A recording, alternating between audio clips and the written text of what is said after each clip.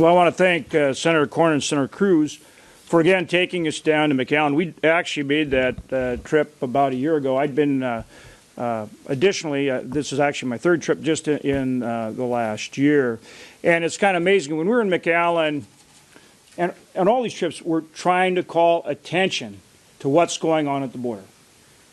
Because we firmly believe that if Americans understand what's going on, they will demand that this administration, the Biden administration, put a stop to it, that they change their policies. And that's what we're after. That's what we're after. That's what needs to happen. When we were down there a year ago, the Customs and Border Protection told us that there were people coming in from 50 different countries. 50 different countries. A year later, they're saying 150 different countries. They told us just last week, people are coming not just from South America, Central America, Cuba, and so forth. They're coming from 150 different countries. And the Biden administration says, oh, they're securing the border, they're enforcing border security. That's absolutely not true. It is an open border. I've also been to Mexico, to Ecuador, to Colombia, to Guatemala. They know that if they come, they're getting in. They know it. They know it's an open border. And look at the numbers. Look at the numbers. Last month, over 200,000 encounters with people crossing the border illegally. 200,000 encounters. That doesn't even take into account the gotaways. The people that the Border Patrol doesn't find, they come across. That's in addition to those 200,000. So that's the month. Where are we for the year? Year to date, more than 1.7 million encounters with people crossing the border illegally. More than 1.7 million. What's it going to be for the full year? Well over 2 million. 2 million. And that doesn't count the gotaways. That doesn't count the really bad folks that are sneaking across and are not encountered by the Border Patrol or Customs and Border Protection. Think what that means. Think what that means.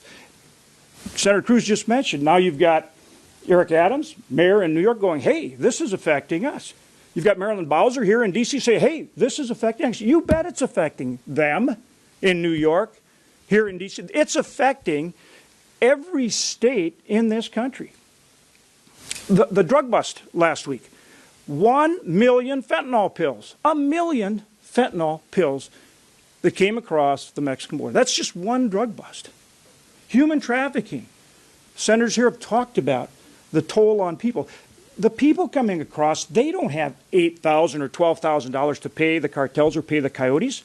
So when they come here, they have to pay that off. They're indentured servitude. It's indentured servitude. Crime. And think of the toll it takes on those people coming across, being forced into crime. And then think of the impact in our cities, the impact on Americans all across this country.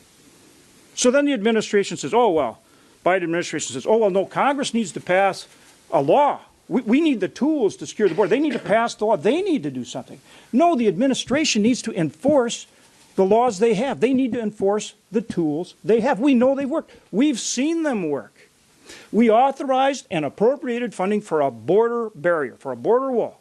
People, technology, and a wall. It sits there unfinished.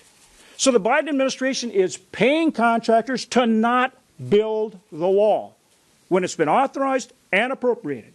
Or how about the Remain in Mexico policy, third safe country policy, which they're not enforcing, or even Public Health Order 42, which they're minimally and selectively enforcing. By enforcing those laws, using the tools they have, the authorizations they have, and the funding they have, they could shut down this border right now. Look at the numbers. It was done before, they can do it again. Look at the numbers.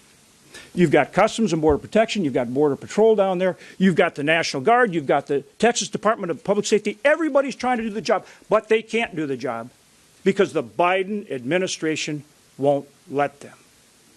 Every single American needs to tell this administration, this affects everybody. Border security is national security. And the Biden administration needs to change their policy, their open border policy, now.